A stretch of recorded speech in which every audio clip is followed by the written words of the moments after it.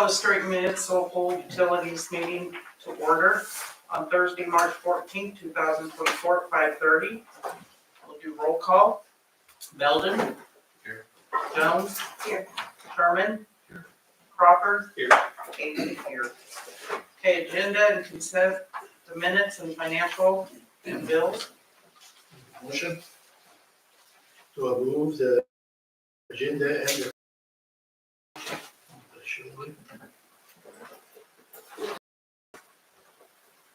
Second. Building. Okay, we'll vote. Crawford. Yes. Sherman. Yes. Jones. Belden. Amy, yes. Okay, then we'll go utility audit fiscal year ended June 30th, 2023. We see the audit. I have any questions? So, we need a motion. No questions, we need a motion. I'll move. A second. I'll second. Okay, roll call. Belden. Yes. Jones. Yes. Sherman. Yes. Crawford. Yes. Amy, yes.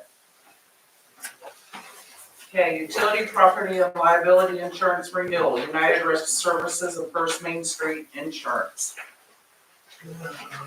We received the renewal of the current insurance we have with EMC. And the second page, the difference between last year and this year is, last year was 86,000, this year is 96, the difference 9,800, and 11% increase. If you have any questions? And now we need a motion, let's go. Is there something we can do to get, there wasn't any options provided to get, like deductibles changed? Not that we would change the deductibles, but if your premium goes up the last 5 years, I had asked Sarah to provide a 5-year look back on what insurance has gone up from 60,000 to 96,000 over the last 5 years. So that's a 60% increase that we have to go, collect from the same people for it.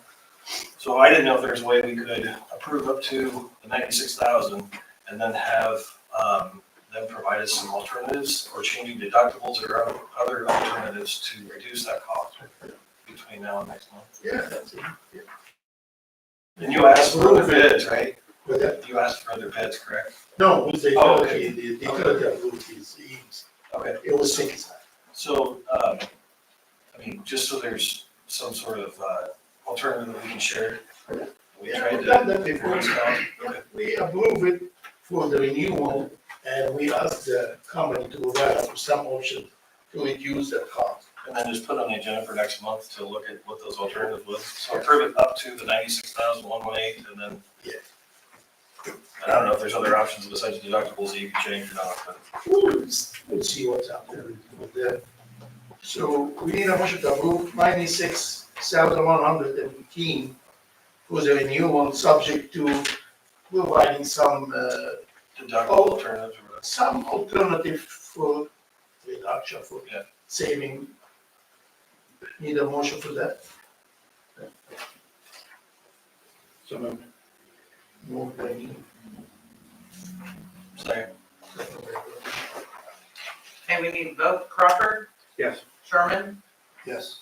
Jones. Yeah. Belden. Amy, yes. Okay, marketing Main Street, 2024 City of Stuart Marketing Project Proposal. Okay, we have support. Need a- Hello, everyone. It's been a year, good to see you again. So I presented to the council on Monday, and Ash has asked me to come and kind of give you guys the same proposal. And Ash, if I say this wrong, correct me, but to see if the utility board would be interested in sharing some of the costs of the parking proposal. Is that correct? Okay. Absolutely. So most of you know, that we've been doing a video project for the city for the last year. We just posted our 4th video, which that was our contract, was for 4 videos. The most recent one was posted last week or the week before. I think you guys have the proposal in front of you. maybe. Yeah. Okay, I don't know. Okay, Ash did get. Okay, so seeing kind of some of the numbers that we put up, and that was just, the numbers you see there are only for the first 3 videos. The deadline of getting this submitted, we hadn't published it for 4/20 yet. But yeah, so I guess if anybody has any questions of the purpose of the proposal or kind of why we're going this route, I'm kind of open to questions. I do want to add that this has been an economic development driver. Last year, I went to Nate, asking him about some marketing ideas and come up with the videos last year. The videos, I think, were a big success. Well, we had 26,000 hits on it, but then 7,200 people looked at the Facebook page. So you got, I give some of the credit to, okay, as an example, we have a couple more builders interested in the housing development. We had 3 lots that moved in February. That's odd. The winter time it slows down for housing. We've had some activity. So I want to say it's part of, I think the marketing has something to do with that. Granted, it's the communications and a lot of other things, but I've been hearing some good feedback. The builders have seen the videos. So that's telling me they've seen them. Or is that something that's, I don't know. And so actually though, I do know, I'm sorry, I apologize for that. You gotta continually interact with people through conversation, through print, through video, and the more ways we can communicate with people, it brings their interest to us. I have a question. I know it's helped the city, but how is it gonna help the utilities? Bringing more people to the town, helping, that does help with the. Okay, but that, with them doing the city like that, that's bringing the people to town. So how is it gonna help the utilities? If we put this money out that we're not budgeted for, how differently is it gonna help the utilities?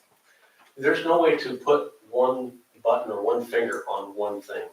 Bringing people to town, shopping at our, the retail, visiting the restaurants we have, coming to town, keeping those people in business, it helps. It's just, everything helps a little bit. And I'm not asking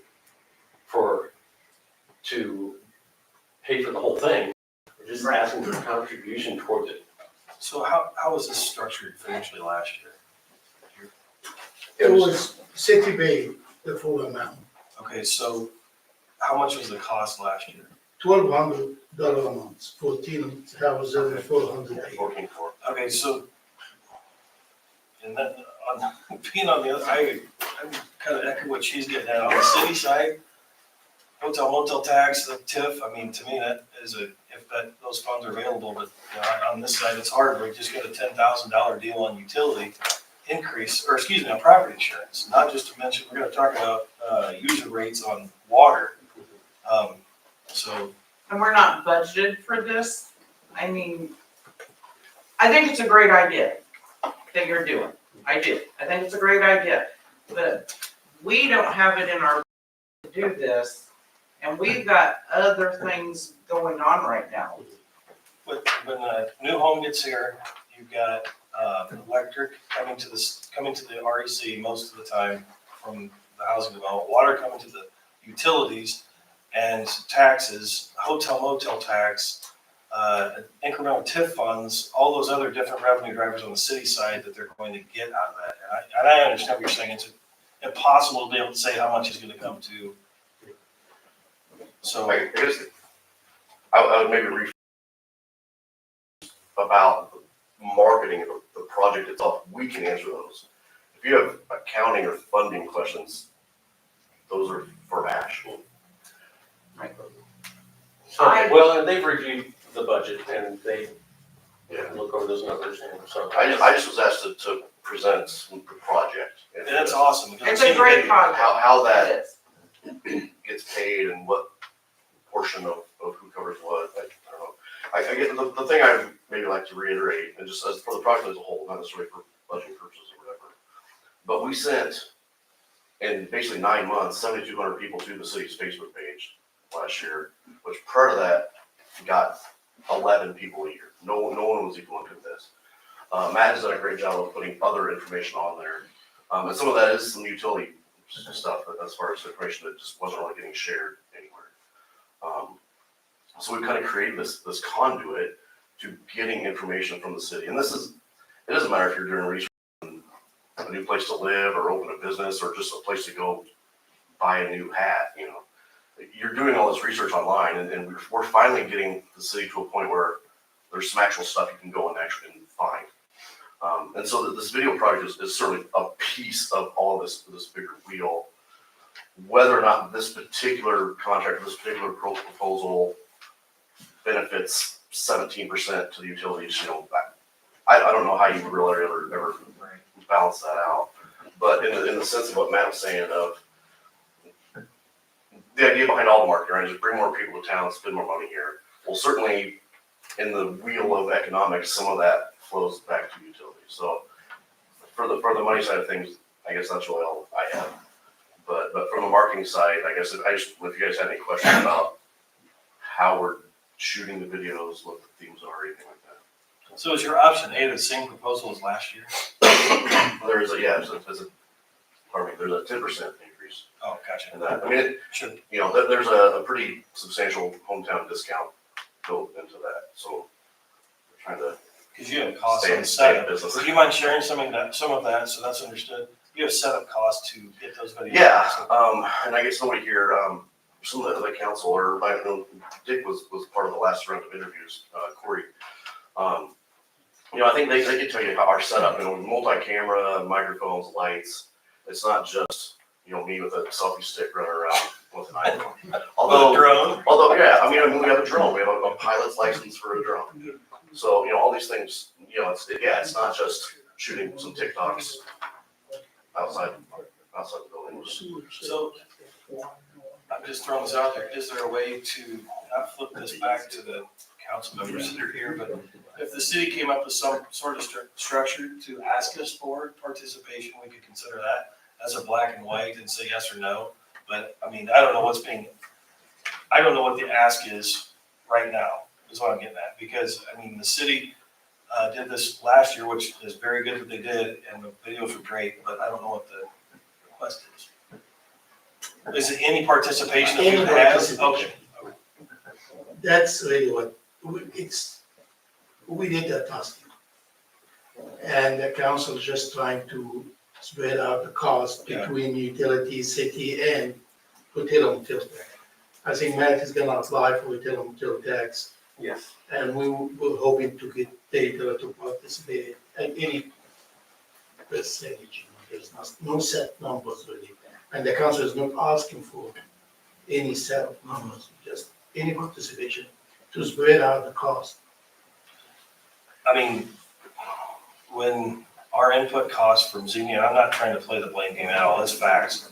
Our cost for a gallon of water goes up, all we do is flip it on to our utility customers, and there's no way around it.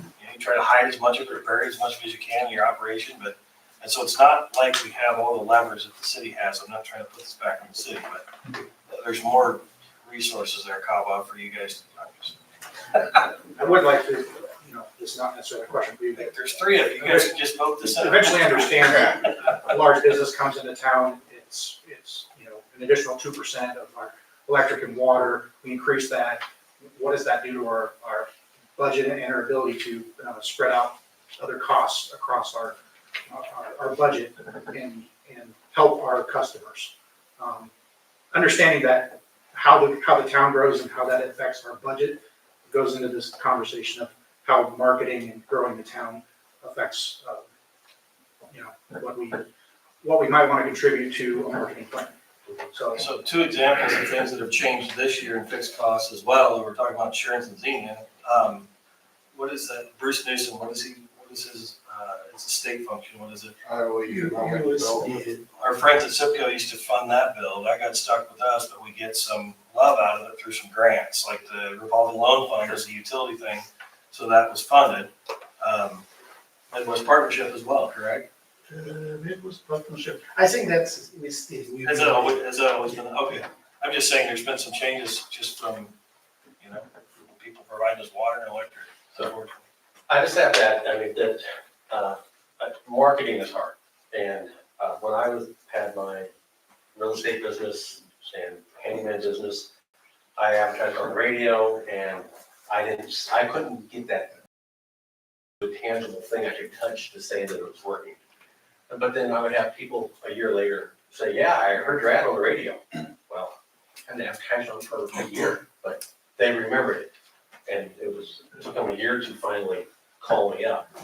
I had a similar thing with my TV ad. Said I got as a real estate agent.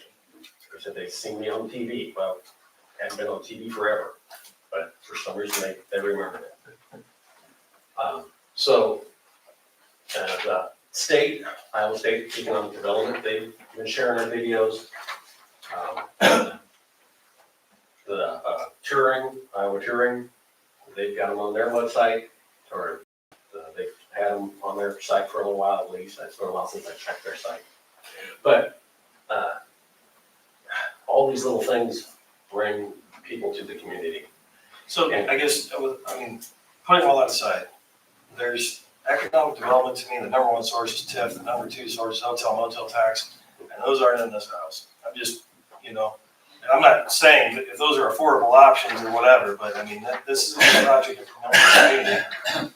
Those are taxable funds available, if they're available. Ask Chippy's here. But I don't know. Okay, so on the utility side, I don't see any. This seems like a huge rank for hotel motel tax, bringing people to town. I don't know what else. We apply. Apply for that, but I don't know how much of that will come through. Yeah, we're just trying to catch money to make it affordable. But if the utility load is not affordable, that's why we're gonna continue section. Well, to me, it's not something that couldn't be in a future budget, but it's not in the budget this year. I guess that's what I got. Yeah. And so maybe it's an ask for next year. So as you're filling that application out, maybe you take this point and you say, okay, here's the framework for this on the sustainable process. This is not in our budget this year. Utilities, put that maybe in the application to say the utilities is planning for this to share in this cost, but we can't from we can't this year, but, let hotel motel tax committee know that. And make an ask at budget time. I can, but one of the things they ask for is other contributors. At the same time, when you're applying for grants, they want to know who else has got some skin in the game. But I hear you. We set our budget once a year and theirs is a rolling one, right? How often That's is right, it? yeah, it's not the utilities fault, they just here because the council asked them to come here. Yeah. We try, like I said, we try all the options and all this stuff, and we'll apply for hotel tax, and maybe next year in the That budget makes time, sense. Yeah. we'll try to answer. Thank you, guys, and we appreciate it. Thanks, guys. Thank you for the presentation. Okay, number 8, our task order number 7, electrical system upgrades, Jared Lees.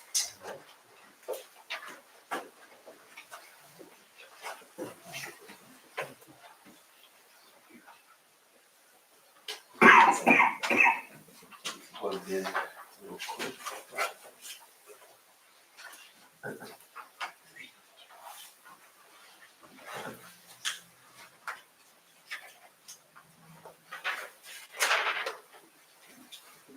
Try to get my slideshow up and running here.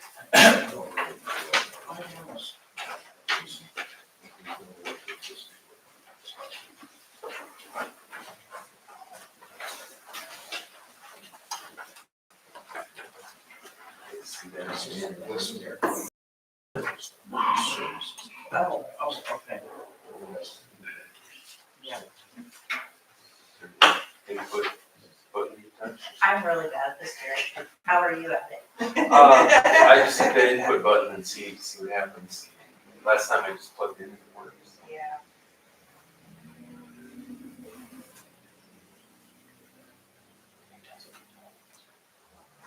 I'm not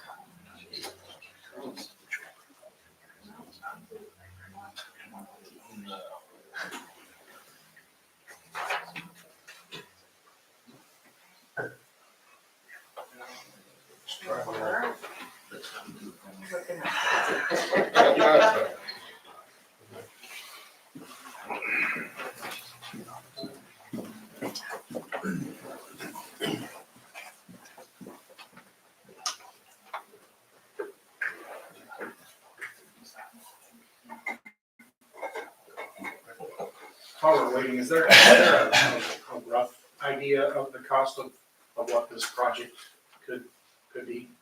Like are we talking several hundred thousand to, 4 to 10 million or like? Yeah, there is, so. I think part of the reason you're here is we've got 2 new members, and so maybe recap of Yes. everything that you've shared with us. Yes, exactly, so, hopefully I can get this up and running for you guys.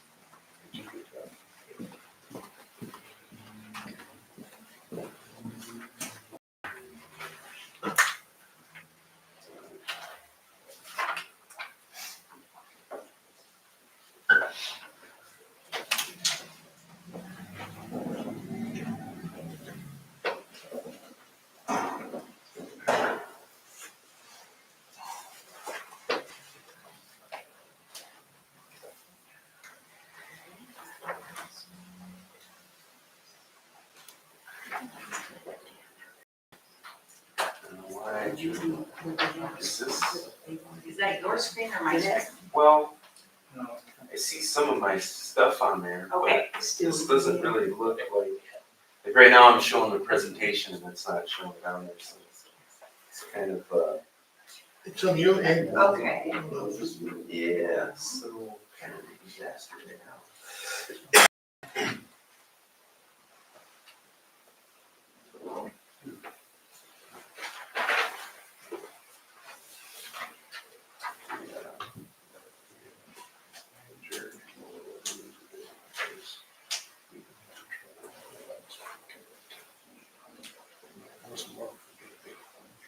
It takes out one circuit, takes out the workshop away, it takes out the main gas station, that's. Okay. Sorry about that, guys.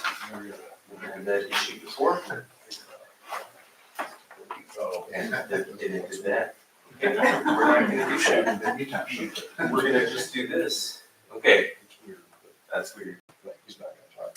Yeah. Okay, this is one of those unplanned outages here.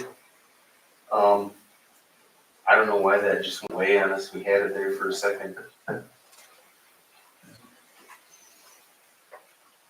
No idea.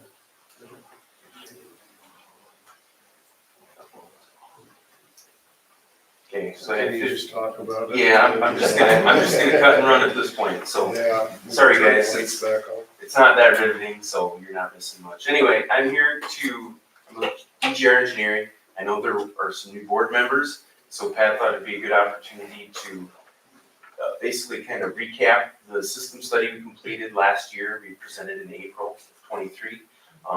Coincided also with some troubleshooting we're doing down at the South Sub, where we're having some nuisance trips about once a month, and eerily regular, which is kind of strange. It's always weird when you have a drop feeder, but anyway, we're looking into that. I had to pull some settings from the South Sub relay, so kind of worked out to come here for this board meeting to kind of give you guys a little bit of a recap and present just some of our recommendations here. So really, like I mentioned, 2023, we wrapped up the presentation of the long-range plan and system study. We looked at your electrical system. It had been a number of years since the last system study, and so we came up with some identified deficiencies and proposed capital improvements plans to address those, and then look at future load growth and what that looks like on the electric system. So tonight, I just want to kind of, here's the only chart I had was essentially the system demand requirements of Stuart Municipal.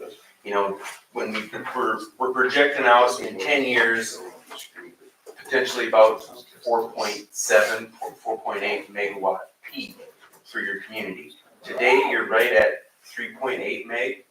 So after we finish the study, you guys set a new peak last summer of kind of right in line with our projections. So we're projecting about a 2.7% increase to the summer demand, so your summer max load. And it looks like the last few years you've been pretty steady in hitting the estimated projected load levels. So oftentimes that's not the case with the small community. They're more flat, and then there will be a big load jump, and it's a little uneven. But anyway, we build in some projected load forecast to accommodate new growth, new community developments, and so you have the infrastructure in place to accommodate any new loads. So at the end of the day, we also are seeing some unprojected load growth. Well, in the study, we looked at EV load, level 3 fast charger due to your proximity to I-80. That's identified as a corridor that's favorable for grant programs that incentivize EV chargers. They're a dense spot load, so about 600 kW per level 3 fast charger station that the government incentivizes private entities to install on electric systems. So in the last couple months, Stuart received 3 applications for fast chargers in and around I-80 here. So you have the Economy Inn, an existing facility there that's going in for applications to get this. It's a NEVI.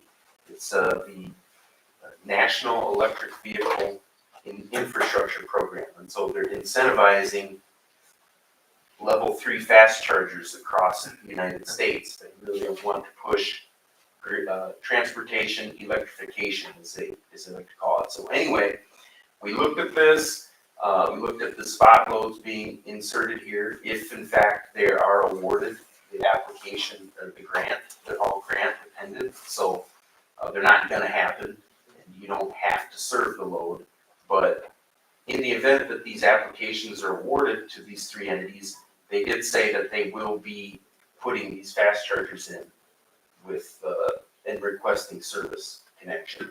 So what we did recently is gave them estimates for Stuart Municipal of the costs that would go into providing a service for those, and they're about $120,000 each that we provided to them as the required costs they would need to bring to the table and get covered in the grant as well. So each of those level 3 fast chargers requires about $120,000 of utility infrastructure, on the utility side of the meter.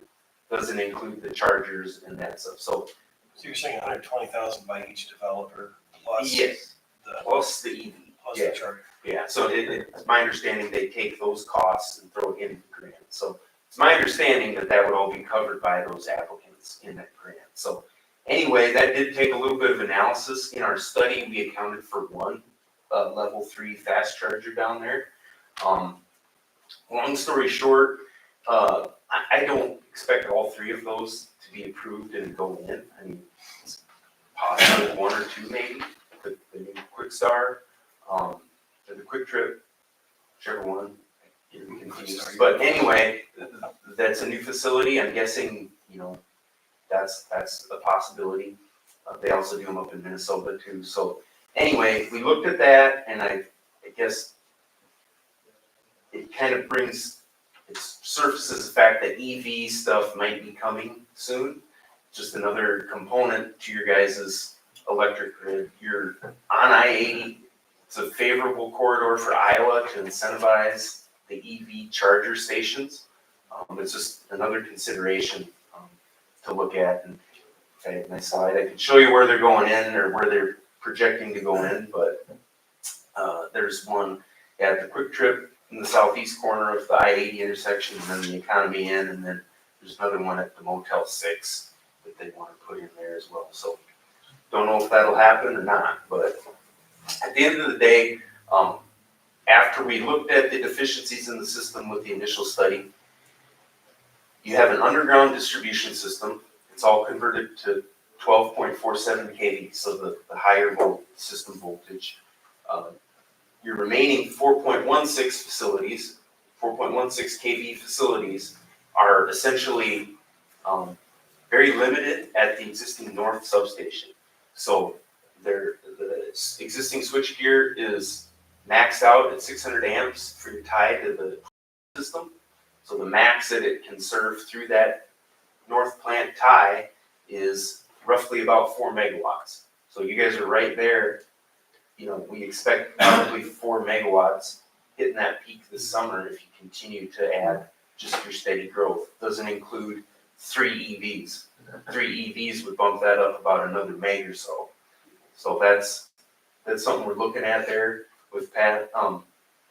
So really, to boil it down, the 4.16 kV facilities at the existing north sub plant is all 50 years old or older. The transformer is basically maxed out at 4.2 kVA, which is about 4 megawatt if you include a power factor in there. Our recommendations were to proceed with replacing that substation so you have a backup for your south sub switchgear. The south substation is relatively new. It was right around 2000 it was commissioned. It's just there today. It's pretty similar to what we would recommend to back that substation up at the north plant. So, or the north substation. There are some distribution improvements that we also recommend as part of phase 2. They're not as critical in our estimation as the phase 1 north substation improvements. The north substation improvements to us are critical for having any sort of a backfeed if something happens to the south substation bus. Without the south substation bus, you can't generate and backfeed your town. You can't really do anything. You kind of go black if something happens at south substation bus. So that switchgear there, an example of something that would require it to go out would be servicing and cleaning of it. You need a backup to feed town if you just want to do maintenance that's recommended, not every year, but in reasonable increments to make sure everything is fine. You can test the relays, that's just the control instrumentation, but in order to really have redundancy there, you need a backup for your system. So that's kind of where we're going with our improvements, or where we went, I guess, with our recommendations. To answer your question, phase 1, these are high-level estimates. It was $5 million in phase 1 for a new substation replacing the north sub. Since that estimate rolled out, we realized we're probably going to have to stick to the north sub, and then that estimate is probably high because we don't have to rebuild transmission to get to the existing sub. You already have transmission there. Talking with Pat, talking with just what's feasible here with getting property near that transmission line, we actually are recommending that we try to work with the existing north substation site now. We've kind of dialed in on some property that I believe the city owns, or the municipal utility. Yeah. It's adjacent to it, it looks workable, but we do need to do a little bit of assessment to see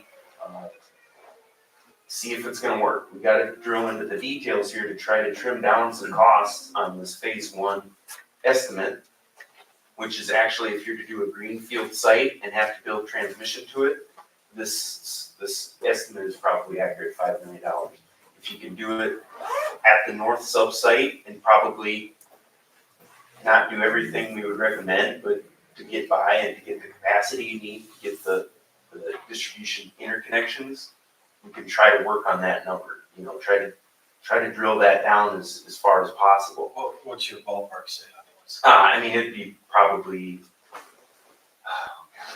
there's a lot of variables here. A new power transformer in and of itself with an LTC, you're looking at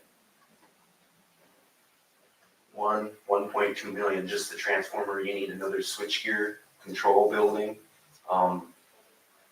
another 1 or so, and then you have construction contracts. You're probably right around the at least 3 to 4 million for phase 1. But we need to drill down into the details and really hash that out and get a firm plan for you guys. Power transformers are about 3 years out. So from the time you decide you want one, You need to spec it, you need to bid it. After receipt of order, it's another 2 years. So that's just the industry, and it stinks, frankly. It's not a good bidding environment for power transformers. Yeah, just, that's kind of where we're at. We're really kind of in favor of moving forward with a preliminary phase for phase one to, like I said, drill down in the costs a little bit more, know what we can do, mostly subgrade there at the existing site.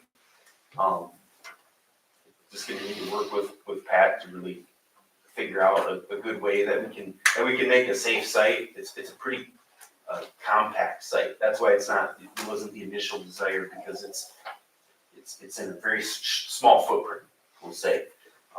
You can make that work, you gotta really dig down a little bit, figure it out. The phase two improvements, which are kind of right behind phase one, it has to do more with getting a better backbone feeding from the south substation to the north substation. You got a lot of one-odd kind of a cable bottleneck coming out of the south sub, where you're not able to use the full capacity of each south sub feeder. You're limited. So we would put in 4-aught main lines so you can at least get the power from the south to the north more efficiently and more effectively. So phase two, we had about 1.3 million in there estimated. So overall, you're looking at, for phase one and two, based on these estimates, about $6.5 million. So it's a lot of money. To get into preliminary phase, drill down into the north substation, better idea of the mainline circuitry, what we can do there, more at a closer to the design level, get the schedule, get all that information, a fine-tune estimate, a fine-tune financial picture, get that to the board to make a decision and to go forward or whatever time it takes. But in order to get to that point, we do need to commence some preliminary phase here in our recommendation. So, Can I interrupt? yeah, Pat. So, for the board, I mean, they're just asking for us to do the preliminary task order. And if we decide down the road we don't want to go any further, we don't have to go any further. You talking about those? What do you got? That's what you're holding up? Yeah. It's $35,000, right? Yeah, 37. 37 is where it's at. So it takes some effort. No, I'm it not takes some disputing time. that, but it's not just, you're gonna go do this and it's not a cost. Yep. So, Just say the recommendation goes through and all is constructed and it's online. What does that do for us from a stabilization perspective and low to moderate growth? How many years is that giving us? Yeah, it basically solves your issues, unless everybody's got an EV charger in town, then we'll relook at things, but. And from an EV charging perspective, you said that increases, 3 would increase by 1 megawatt? Yeah, the fast charger that they're looking at, there's 600 kW is the state, it's like a standard number they put in there with the NEVI program. It's 600 kW, so times 3 is actually 1.8 megawatt. We're actually assuming they wouldn't all be full all the time and during peak. And we're assuming you could maybe disconnect them if you guys had a capacity issue. That's an assumption. I mean, you're not into disconnecting consumers, I understand that, but we kind of calm down, okay, it's not gonna be all this at once, we think you can handle it, but yeah, But just 3 would increase 1.8 meg. 25%. That's level 3, so that's the fast chargers, that's like, they're trying to mimic a gas stop. Yeah, do we have any say as a community? Yeah, I don't, as a town of 1,700, I know we're on the interstate on the track, but Yeah. like, we don't have, what do you have for grants from an infrastructure perspective Yeah. to help us with our load that's gonna go up 25% just for 3 of these things? Right, yeah. Yeah, right now, you just basically gave them estimates of what it would cost to interconnect. I think there is an option. I think I'm not an expert on the program, but I Well, can the site start by, plan, the city has a site plan ordinance, I'm assuming they'd have to go through that. Commercial development, so they could deny them if they wanted to, the forest would know that, right? I mean, if that's gonna cause issues with our, and so before I forget your point of your question, if you get capacity, so the south sub right now is 7 MVA top end capacity. Right now you're at 4. So you could increase 75% before that one needs to be upgraded. That could take quite a long time. Right, going back to those chargers. The chargers would, yeah, I mean, I would certainly, Your stress test is based on full usage on all three of them, which I totally During understand. peak. Yeah, During I totally understand what we need to do. The question is, we wanna, Do you wanna do escalate, and accelerate a huge capital improvement project that we don't know the financial side of yet. And Yeah. again, and hit our ratepayers to deal with, Tesla cars on the interstate, right? I mean, that's, Well, and can you unless I'm missing control, something. do you have any idea, can you control fees and charges associated with EV chargers yeah, in relation to the rest of the service that you provide? I think you can. Is there some seasonality to our usage time, right? So they operate, when is our seasonal, or excuse me, Your our peak is summertime, Sure. the hottest day of the summer, that's when you get set the peak. which is gonna be the busiest time for those, Yeah. so. But Yeah, I one, would say- one does not, so is one 8%, and this is a compounded thing, it pushes up 25, if all three of them are out there. If all three of them are out there, you could see. And It's you can 25. see a negative load. Okay, so if you, what I'm saying is, if there's only one approved at the utility level, is that fair, that wouldn't cause that risk? Yeah, I'm not in favor of them personally, Okay. so I think they just Well, drop a that bomb. could be that conversation, sure. Right, I mean, I just was providing like, Sure. look, Oh, if yeah, you wanna yeah, yeah. interconnect, so at a minimum, you don't pay for any upfront costs, at a minimum. I would say that in your guys' rates, you do something to mitigate. Correct, The yeah, cost. we collect the revenue. Yeah, and you could look at it if, But we're not gonna collect $6.5 million, right? yeah, and these aren't, and the 6.5 million isn't, regardless of if you get those aren't what's driving. So I know, it's just getting us there quicker. and then- Yeah, it gets you there real quick, and it's not great for the system, if you don't have it. Especially if you gotta, like, to me, I'm probably going outside my bounds here, but if I knew they were out there and I knew we were gonna overload something, I'd just tell them we're gonna turn it off. Because, Chip, I know you're not on the agenda yet, but a quick question, if we do your studies that you've got proposed, is April a time period that allows you to have those back to us to review? I think April is doable for water and, potentially for electric, but definitely water. So Okay. if that's the push to get electric done too. I'm trying to get a That's Pat's deal doable. because he's, we've looked at this before.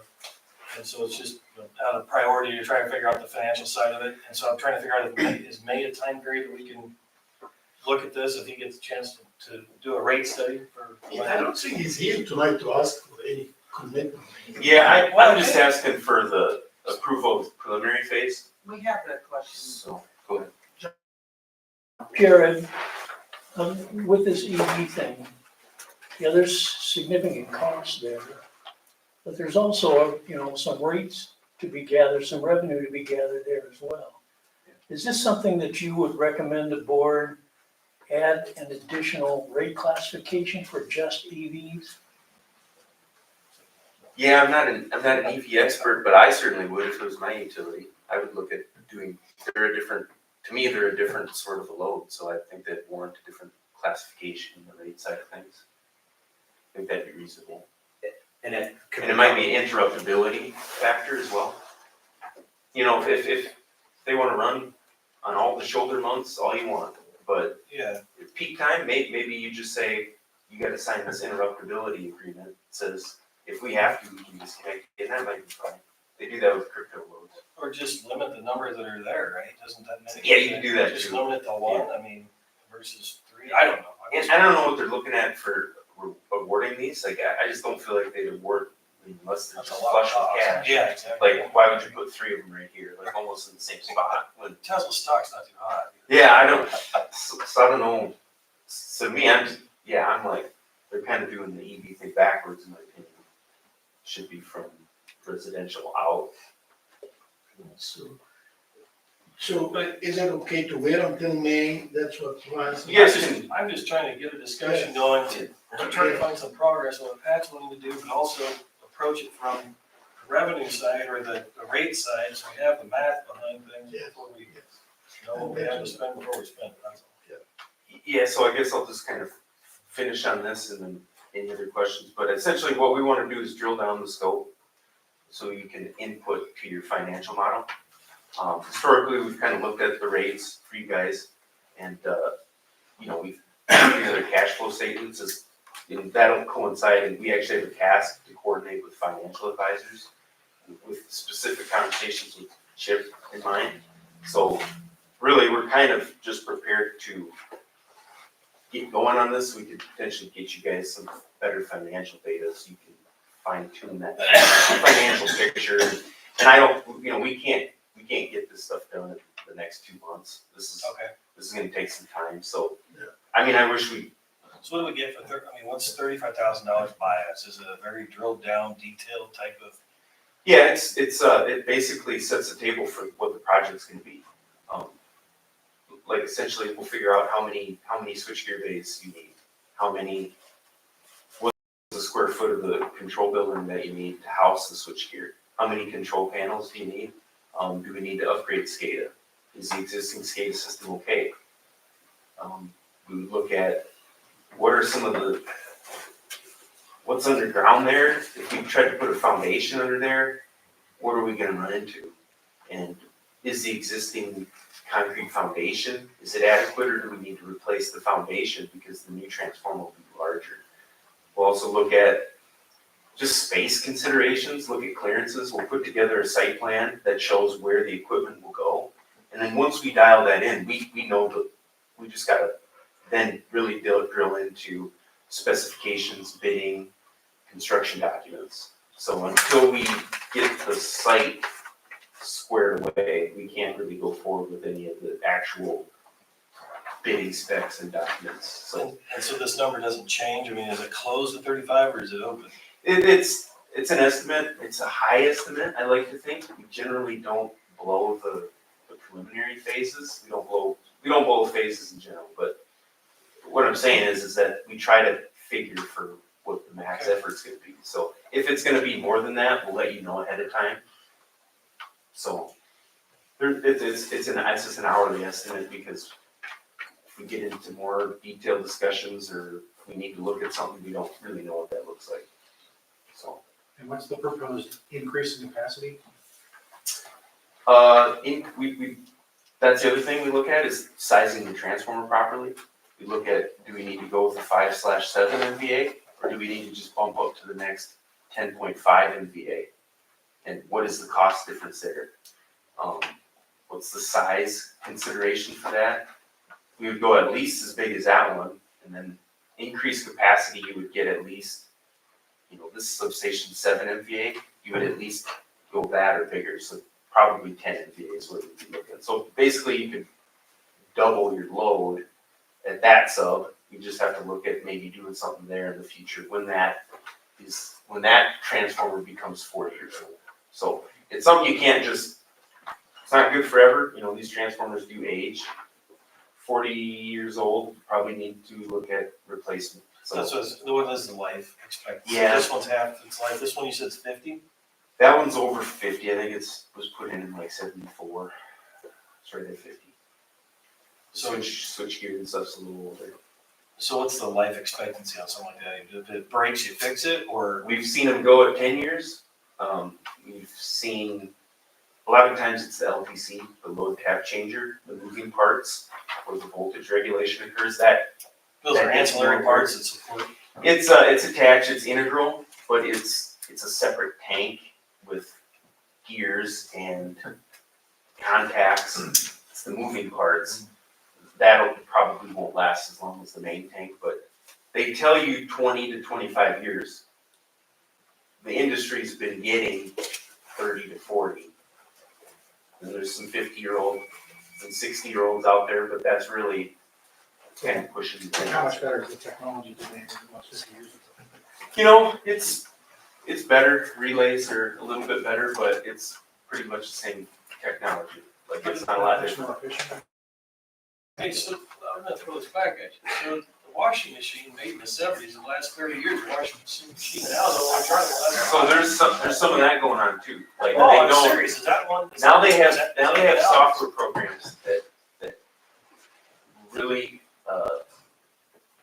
they put the the manufacturers are, because of cost of materials, cost of labor, everything, there's efficiency programs where they only build you a transformer for that rating. It used to be, I think they just overbuilt them, so the heat effects didn't have as big of, negative effects on the old units, and yeah, I don't know, I can't say that they build them better than they used to, because I see a lot of 60, 70-year-old transformers that, I mean, they're So still going, but it's, What's the do nothing scenario? I mean, what's, do nothing, if I were to guess, you're gonna set a new peak next year of 3.9 meg. Hit one last year. 3.9 meg, you're right at the verge of, you're right at the limit at your north plant, you're tied. So if something happens to south sub, you got a backfeed, you could do it, but you're at max capacity. So the thing is in 3 years, when you get a new transformer, where's that load gonna be? I mean, there's a little bit of the crystal ball. yeah, You don't know what it's gonna look like. You're maxed out for your back time. I'm not doubting you, I ask you questions, I'm just trying to understand, that's not my background. No, that's fine. Yeah, you're just kind of maxed out with your backfeed to the south sub, so that's kind of where we're at. Have we had very many issues with this old one that you can recall, or No, we haven't. switch gears? You haven't had any issues with switch gears or anything? Not really, but everything is over 50 Right. years old. Right. Knock on wood. Well, I know, I'm over 50 years old too, and Yeah, nothing works like it used to. Yeah, it's your only backup. I mean, that's what it is, it's a backup right now. And if it gets rebuilt, it doesn't have to be backup, you actually split the load. And so you have less load on your existing one, and if you have less heat applied to the same equipment, it'll last longer, just by that feature alone, so. That makes sense. So, is that reasonable? We tried to let Chip, if everybody's okay with him doing these studies to give us the math on things and then revisit this in May, so can that be on the Yes. agenda? Yeah. Okay. Does that work for you? Yeah, no, it's, you guys are driving the ship here. I knew there were some new board members, wanted to get them up to speed where we're at. Was doing some stuff here anyway, so decided to stay late and, we've had on that, so I appreciate your guys' time. Thank you. Thank you for answering all the questions and You educating. bet, use your court. Number 9, senior rural water rate increase. Water rate analyst Chip Schultz, professional services agreement. If I can just add, Carrie, can I ask you one question if you don't mind? So if they are at a point where they can't meet peak capacity and they can't service, like there would be brownouts, is that kind of sort of the real dire scenario, or? Yeah, dire scenarios in the summertime. You have peak load. Something happens at South Sub, you're toast. You just go black. So, Seems like a capacity and age planning event that needs to be looked at. yeah, and you're fine until you get to that right there, 3.944 meg. After that, you have to shed load to backfeed in that sort of a situation. It's just a very substantial. SIPCO talks to us all the time, and I think it's a little bit of a scare tactic, but in the worst case scenario, we could have to shut off parts of the town. If we can't carry it. So that's been on our radar for the last few years. So we are aware of it, and it's the last thing we would want to do, but that's kind of why we're doing some of this stuff. Are there other ways to phase this so it's not so expensive at once? So you mentioned 5 million. Can you cut that down and make that 3 phases? Or is it just the equipment that's so expensive that precludes you from being able to do that? Yeah, so I mean, it's gonna be staged, to where you're gonna do engineering the first year. The next year, you don't really pay for anything until you get the transformer. But what's the transformer? I mean, is it the equipment that's so much? Is it 50/50 Yeah, it's like, labor and equipment? or- yeah, no, the transformer's like 1.2 million.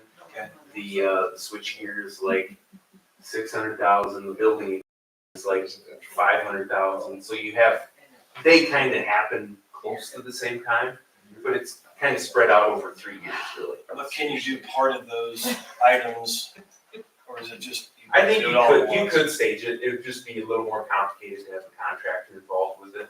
But I mean, like over a 5-year period, instead of doing phase one all at once, does it make any sense at all to do, 3 parts of phase one over a 5-year period versus phase one over 1 period? That's all. Yeah, it probably just adds some expense to drag it out a little bit. You could, I mean, you could stage it however you want, but you're talking about, like, let's say the switchgear is 52 weeks out, so 1 year out for that. Okay, so we can install the switchgear. So we'll have a contractor do that, and then when the transformer comes in year 3, you gotta get another contractor, it kind of just chops it up, yeah, so it's probably, it's less pallet, it's not great to just do it all at once, but it's gonna take 3 years anyway.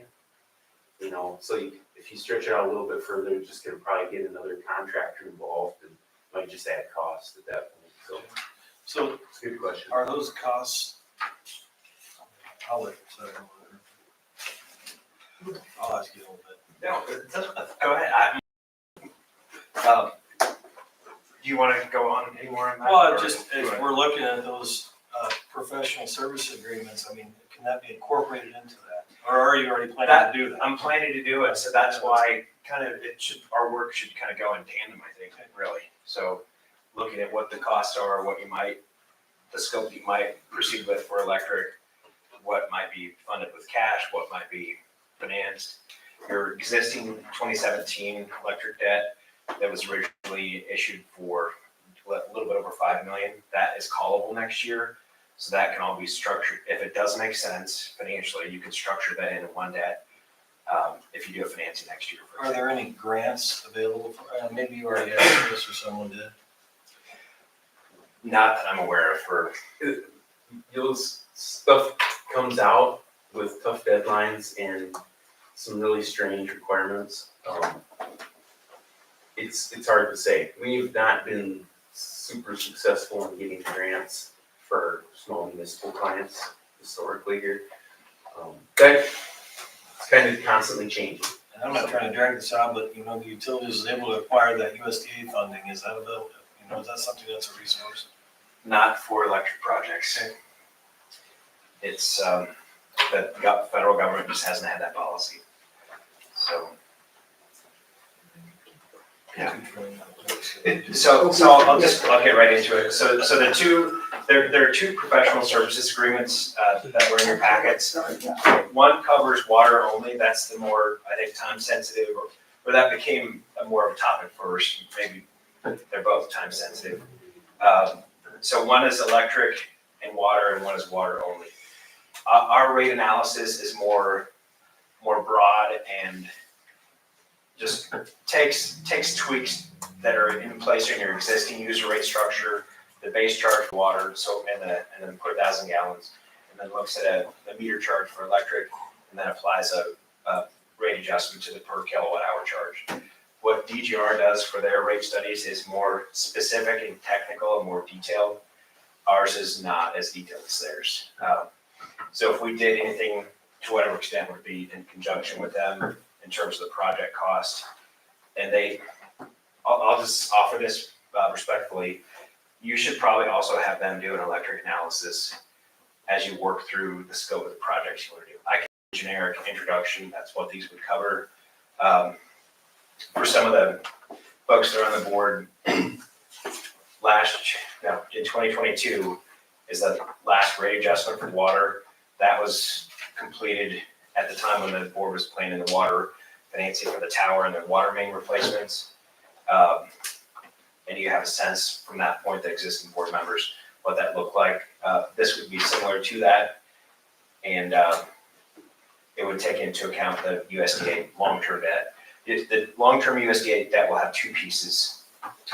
One at 1.5% for the bulk of the financing, and then a 1.6, that's about 4.8 million, I think. And then another piece for about 2 million for the, that's at 2%. So these rate studies will take those two financings into account, and we'll look at the project cost that you have. You also get that short-term water revenue debt that matures June 1. We're beginning to work on that long-term USD financing of those two components. So that's that. I'll just keep it brief and happy to answer any questions. Ash, this is what we asked you to do last month. I mean, are there any hesitations in getting that study done for us? Not that I know, he's giving me two options, one for just water, one for electric. Would you like to go both? I would, that's just me. Okay. I prefer to have, do both of them and then, tell us where we're at on our rates, where. When did you say we had our last, Okay. study? Thank you. 2022. So if the council is okay with it, so if the board is okay with it, we need a motion? I'm happy to make a motion if everybody's okay with it. If you guys wanna wait, that's fine too. I just, to me, this tells us how we step into, it gives us the flexibility to understand where our water rates are at, electric rates, and then we step into the, Pat's request, with DGR to understand capital planning with these projects. That's just, Okay. Moved by Golden, I'll second. second question. Okay, roll call Belden, Yes. Jones, No. Sherman, Yes. Crawford, Yes. maybe yes. Right, thank you, folks. Thank you. That's for both, Yeah. right? Yes, Yeah. both, We that's talked, both. yeah, we talked about last month some additional options. Looking at water and electric. Okay, And so I tried to write these down and I wanted to, I guess, read them out loud and see if people wanted to look at these anymore. I guess in any more depth. The water treatment plant, for the water side, you know, again, you can go to some other communities. Guthrie, Panora, and Greenfield all purify their own water. They're the largest communities in the two counties besides us. Is that something we should cost analyze and the feasibility for doing that? Madrid does that now. They purify their own water and they sell it to Xenia. I don't know if this is viable. I guess I'm trying to come up with different options other than, you know, insurance is up 60% over 5 years. Xenia is up 50% over 5 years. I just don't understand the viability of those costs on a cumulative basis. So I'm just trying to come up with some additional alternatives to study to give us some options. Again, I mean, whoever initiated the Rose Acres pipeline, that, you know, that's brought in right? So I just think, again, we're at a point where we've got to come up with some additional things. That was on the water side. On electric, there was an article from Montezuma. They had a $12 million plant, or a solar plant put together. $9 million was covered in grant, $3 million was their own, or something like that. 93. So it's about 80-20 deal, and it's not meant to stop rate increases or stop the cost. It's meant to mitigate it, right? It's more of the wind turbine. Pat's told us this wind turbine has been productive for us. So again, I'm trying to get to a point where we can have Forrest come in here, Chip come in here and say, if you did this, you know, here's your financial forecast for the next 5-10 years. You can stop with these Xenia costs. Maybe they won't be 10%, maybe they'll be 2%, but they're at least alternatives versus getting kicked by these guys every year. They just kick us every year. I just drive me nuts. But anyway, there's wind, solar, natural gas utility. We already looked at that one, and that one was not feasible. Just for, you know, you guys. The city charges what is that called? A use tax or a sales tax? For Mid-American. Oh, a franchise fee. So basically the response was they're getting a franchise fee, so it doesn't make sense to go after a natural gas utility, but anyway. Yeah. So I don't know if anybody wants to do that. I jump in a minute. If nobody wants to do that, that's fine, but that's where I feel like, I guess, as a board member, we should go for the utility customers to try to turn over rocks to figure out alternatives to do things differently. And give us some ideas. And that's all I'm looking for. We may look at all these things and none of them may work, but at least we can put that in our minutes to say we studied this stuff. We invested in research to try to find ways to do things differently versus, that's all I'm getting at. But be prepared. They may come back and say none of it works, but You know much about how the Montezuma thing came about, like who, That they they got a grant from the US Department of Energy. I've worked with them with their utility, and they worked with the Iowa Municipal Utilities Association. There's a person with Iowa State that's involved. He used to be a former municipal utilities employee. did an outside entity approach them to start with, or was it I don't generally? know the origination of it. I really don't. But the local cost, they're paying just with cash on hand, no financing. and Montezuma is they're not a large town, being able to get that type of grants split, right? They're getting 80% of it funded. But Aren't they doing a solar at Creston too? I don't know if that's the city, there's a solar. Yeah.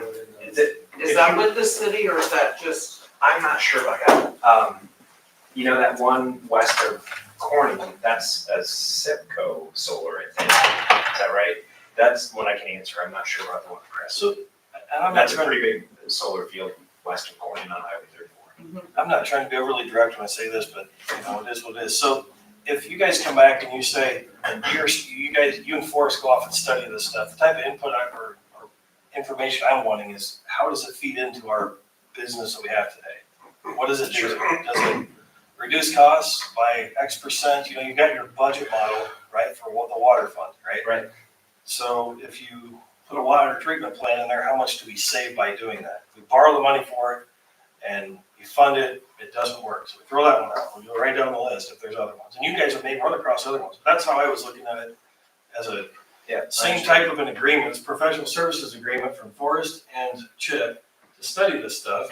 And if it didn't work, it doesn't work. But at least we've got a record to say, Xenia, sorry. I just, there's probably more room with water to look into other options where you have limitations from what I understand, and your attorney should help me answer this. On electric, there's a limitation in terms of what your purchase power contract allows you to do for local generation under the contract with Citgo and Sunmeca. But that'll need to go through that, possibly that attorney that we had talked to, was at the end of last year, that could help us decipher that. Right, he's done the work traditionally for Sunmeca, I think at the board level, if I remember right. Does that sound correct? Tim Whipple? That's right, Yeah. yeah, that's the name. He does. So he could help us sift through that, I guess. I'm just trying to, can we do it, or does it help us, or does it hurt us? I mean, that's all I'm looking for. Yeah, he would need to answer that. So can we ask Forrest and ask Chip to bring back a service, this professional services agreement for next month to do these types of things, if you run across other ones, and then put a placeholder and know what they would cost? This is really difficult to pin down what the cost would be, because I have no idea how much We time. gotta know, because we gotta figure out if we can afford it. Sure, everybody likes to know, don't they?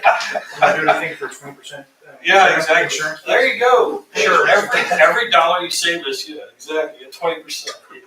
So you could put a time limit on it, say we'll spend X and no more, but Some of it's just gonna be judgment, right? You work with how many, like dozens of cities, so some of it's just gonna be judgment you and Forrest already have. right. And so, I mean, yeah, exactly. And, Put a cap on and it. DGR and electric. Oh, that guy's there. I'm not even sure where to start on that, but putting this kind of thing together, but I'll take a stab at it. Is that fair? Are you guys open to looking at something like that or not? I like the idea of the water treatment. Some of the towns you mentioned, like Madrid, their well sits right next to the one. Yeah, I totally, and they So, may say it doesn't work. Water I side, totally it would get it. be, do we have the source of water? We don't want to sacrifice the Xenia. Yeah. That's why we're quality. Xenia, I assume. Yeah. And that may be. There was an analysis done years ago that indicated that Xenia was a better option, so I just want to be, But the cost may negate that now. That, I don't have an answer for that, but, it's a, that's Besides what the that, question would Zuni have to be gets sorted out. passed down from the waterworks. It's not really I know, seen yet. I know, it still just kicks our utility costs, Right. that's just I always agree. frustrating to me, it's just, if there's, and maybe there's other ways we save on the utility side, and we're able to cover overhead from that on the water side, I don't know. You can't blend dollars, right, they're mutually exclusive funds, but the overhead cost, I mean, They're very separate. They're So that's the definition of a proprietary fund. yeah, so are you able to bring back this with Forrest next month, just some proposals? Just like what you did? I'll give it a shot. Okay. Very open-ended to me, but, It is, I apologize for that. You know, Winterset did a water treatment plan, I mean, does that provide any type of business case to say, they did a lake project for, as a water source, so, that's what your water source, I have no idea. we may not have one, so. What questions will you have, I mean, you sounded like it was very open-ended, so what questions will you have for us? Or if you want to work with or something like that, to work with you in the interim while you're trying to prepare this, what do we want to get back? What do you want the scope to include? I think, right offhand, I'm not sure. I'm spread really thin right now, so I've got a lot of stuff going on. If this doesn't work in I need April to and kinda- May, if it doesn't work to do that in April, you have too much, it's totally fine too. I think that's a good idea, giving I'll give more it, time, I'll that's do what I what I can. can push.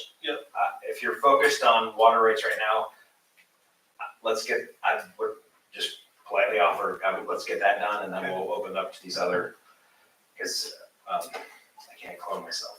Why not? Thought about it. Thank you, Chip. Thank you. Thank you. Okay. Number 10, electric conduit installation, Coon Valley Telco shared contractor.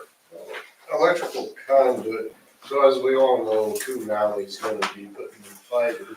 We're gonna start over here in the business alley, and, well, actually, we're gonna start, further east there, but that is their main target area this year, is the business alley. And most of the services in that area are still overhead for us. So we've talked to Coon Valley and they're okay with it, and I just want the board's blessing. They said they would help, when they bore to a building, they can pull us back a conduit. That would provide an avenue to put wire in down the road and put these services underground. Now, it's not free, I mean, in talking to them a while back, they said they'd probably charge us about $5. We would provide the conduit, they would do the boring, and around $5, which is cheap in the overall scheme of things. I would really like to get into this because that would be good for the customer, because when the electrician shows up, you don't have to dig.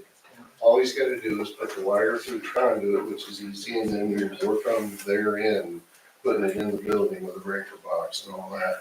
This really helps. I think we should pay for the conduit. We'll pay for whatever we need to pay Coon Valley, the $5 a foot. If there's a situation where, you know, hey, we got a street light over there, we'd like you to run conduit, and that's just for us, it's gonna be a little more than that. It's gonna be closer to $10, but there's not a lot of that out there. So that's, I just want the board's okay for us to get into this, and Give a worst case cost estimate. I plan on spending about $30,000. What does it normally cost without sharing the resources with Coon Valley? It would be a lot more because, and it's really not as much the cost as the availability of time to do it. And we could get this done in a relatively short amount of time. If we do it ourselves, it's gonna get spread out over years. And, I mean, we could get this all set up for, my idea was get this all set up for these businesses downtown, and then give them a year to go underground. Give them a year to find a contractor to do the work on their side. Because you provide underground services. But after that year, you would. After that year, they it would have a year to be hooked up to it. And, I think that would be fair. We've done that in other parts of town, where we've given certain areas of town, especially, on the east edge of town. I don't remember the name of the street, but, in the past, we gave people 6 months or a year to get some underground put in. That's, if you don't make people do it, they're not gonna. It needs to be done. It would be a benefit for us, and, the more we can get buried, the better. And this, for us, would be a cheap way for us to do it, and I mean, honestly, it'll be a lot, it'll get done a lot faster this way. So do we have that available? Yes. That's We another have- one of those, I mean. We have a dollar amount kept aside from the last budget for Kennedy. We can include it. You know, Mayor brought that, doing underground, so. Yeah, I got a question, Pat. If you mandate for the business district, can you do the residential eventually? I know we've talked about this We are. time and time again. Well, and this is down the road, Dick, but, Coon Valley, they plan, like, starting next year, out into the residential. And I would wanna do the same thing with them there. Yeah. Where we still have overhead services, go in with them and pay them $5 a foot to put this in for us. They're gonna do it anyway, no matter what. Okay. So is there a way we can plan, put together, some sort of time frame to be able to accomplish that with them? Like they have a certain number of years they plan on doing, Coon Valley plans on offering that throughout the town? So I'm sure it's like a cost basis too, right? They said the downtown was I thought they said $1 million, didn't they say that? I mean, It's gonna be a it's a lot. big investment. And on their part, I don't know what their plans are. Our plans will, this is just a good way for us to be able to get some stuff done that really needs to be done. So Pat, are you saying that, like, if you decide to do, like, for the residential, are you saying that it'll be underground and then we'll be able to put the ones that are still on the pole, add that then? The ones that are still on the pole need to go underground. And it could be done at that time. Well, the conduit could be put in for it, and then, but we would give every, even in the residential side, I think we give everybody a year to get it done. So, I mean, obviously we can do that, right? So the service is provided underground, but that doesn't mandate that they have to go hook up to that. So, I mean, it's, Well, eventually it'll have to be mandated, I guess, as you would want to say. Yeah. I mean, On the That's- north, on the south side, you were required to.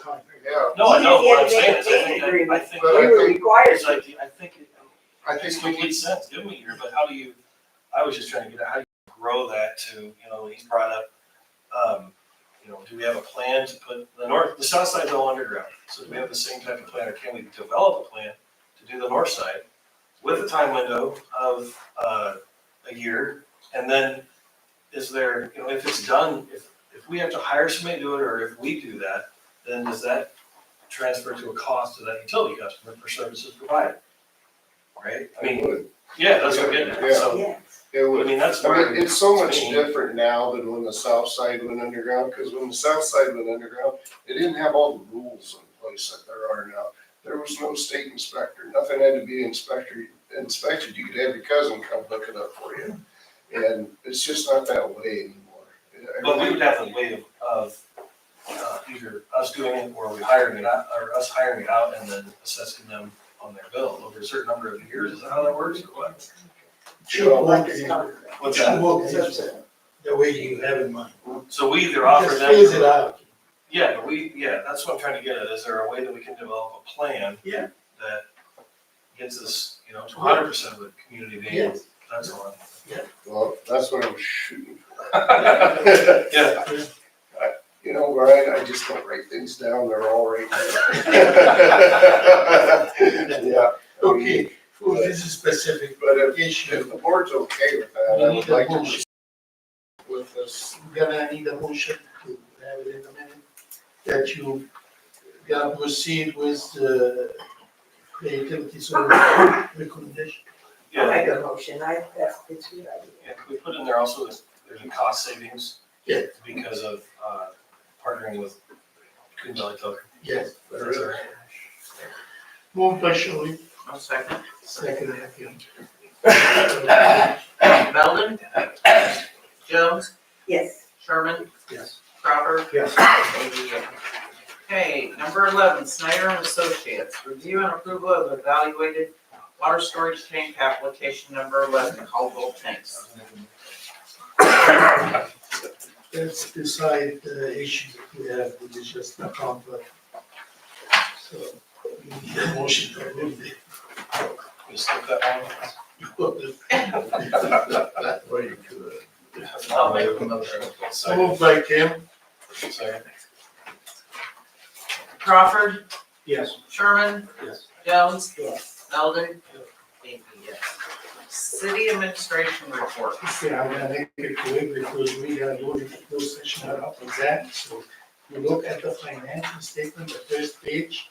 We are at 6.7 million cash on hand. Look at page 2, the difference between the beginning of July 1st, 2023 until the end of February 2024. We're showing a loss of 1.4 million. That's with the project that we have of the water heat project. We take the water project out, we're showing a loss number of 545. Go to page 3, we still was in our budget is 10 million, it's been 4, we still remaining at 6, so the budget is doing okay. Page 4 showing just in the month of February, between the beginning and the ending with the project that we have a plus number of 104. Without the project, we have a plus number of 110. The next report is a breakdown of the budget. As mentioned before, the budget is doing good, we still was in our budget. We go to the monthly reports. The first one is the delinquent account. You have 4 people added with the check mark on the right and left without saying names. We have 1 on the first page, 2 on the second page, and 1 on the last page, page 3. The next report is a delinquent account paid in full. We have 1 person will be shown on page 1. And that will take us to the end of the report on page 4. The next report is the payment agreement. We added 4 people with the check mark on the right hand. The next report is the paid in full payment agreement. It has 6 people with the check mark. We show 2 people on page 1. And we will go to page 4, showing 1 person. And page 5 showing another person. Page 6, another person, and that takes us to the end of the report. On page 7 is 1 person shown on the page 7. The next report is a budget billing, no change in that report. The next report is Caesar bankrupt, no change, and the last one, it's offset program, they call it now satellite. We're gonna change that. And there's no, this is just for your information, how much we collect from that program. And that takes care of that whole report. Okay, number 13, public forum. Anyone has any? Real quick question, Pat, did you ever find a contractor for our wind turbine to work on? Yes, Okay, he's been here, worked on it, he's gonna be coming back in the next couple of weeks, he's still gotta tweak it a little. okay. Is it Vestas, Pat? It is, it's still Vestas, it's just a different group of, they won't let the guys in Minnesota work on it anymore that have always worked on it. It's gotta be a group from Iowa, and we finally found somebody that knows how to work on, this thing's vintage.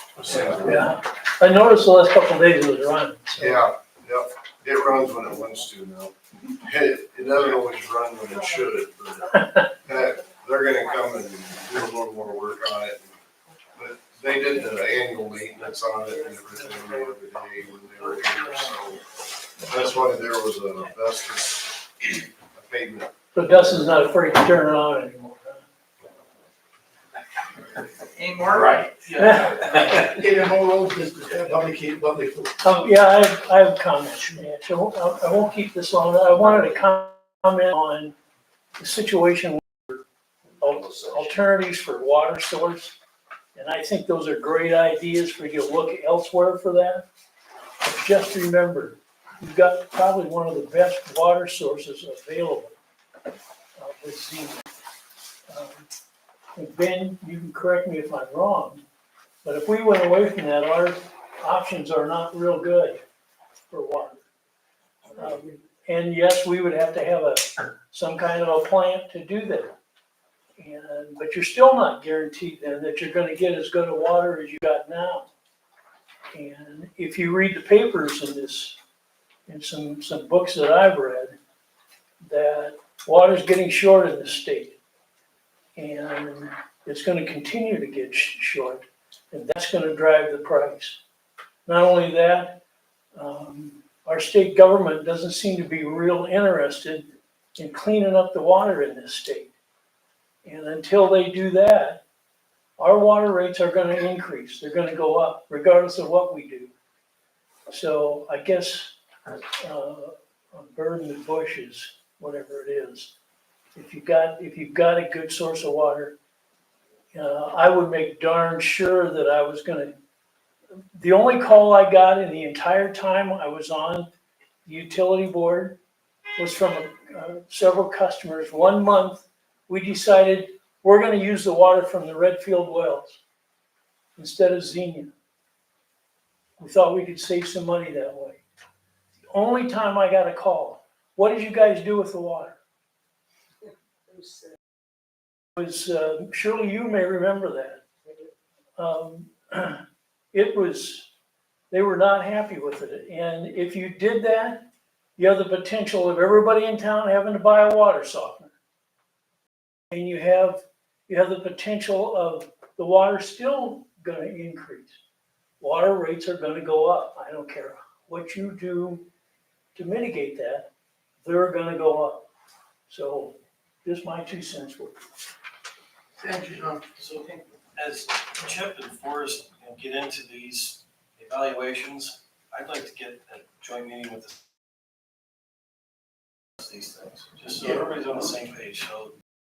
Wait until we get a chip back with his information, because we supposed to have a joint meeting every quarter. So we're gonna wait, that's the time at the end of March, but we're gonna wait until we get a chip information so we can have something to read. Make sure that Pat and Ben and Dustin are included in those. Yes. That's really the source you have to get the best information you can, is from those guys. So, Anyone else? Mike? Hey, I had a resident reach out to me about the water main thing and then coming back and doing the dirt work. And he just said he didn't know who to talk to. I know this being an ongoing issue, but who could he be pointed to get some answers on that? I forgot to raise that, I got a call on that as well, is what the planning is, Yes. grading and. They're supposed to be back in a couple weeks, they're gonna grade everything off, they're gonna reseed everything. They're just trying to let some, they want it to rain a little bit to help settle stuff some more, but, which. Should we tell them a month, is that something that, So- by the next meeting, should have something? Within, what did they tell you, Ben? We are really, they would be here already if we had had some rain. We have not had any rain since last year when they finished this project up.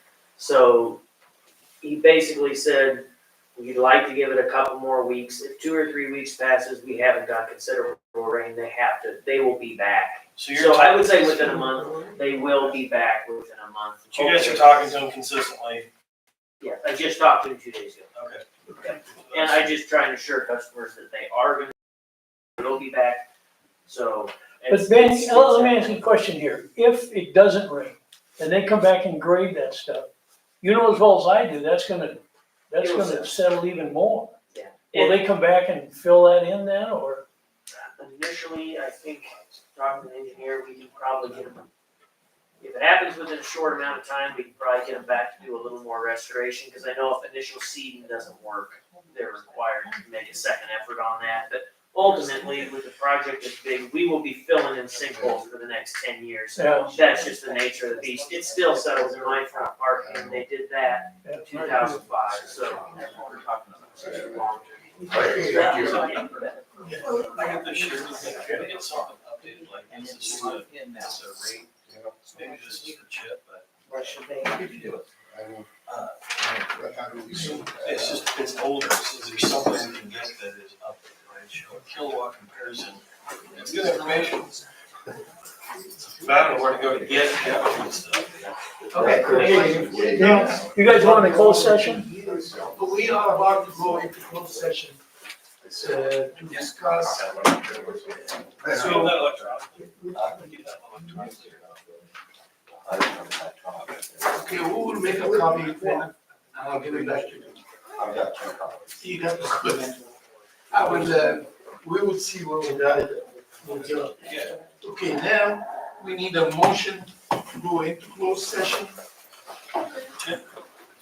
I'll make, Moved by Tim.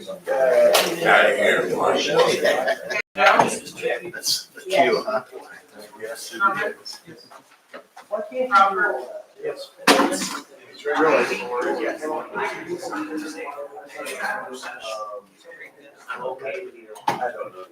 okay, elevator water storage tank, possible closed session under 21.51C to discuss strategy with council on matters that are presently in litigation. What's that word? You don't think so? Litigation, or where litigation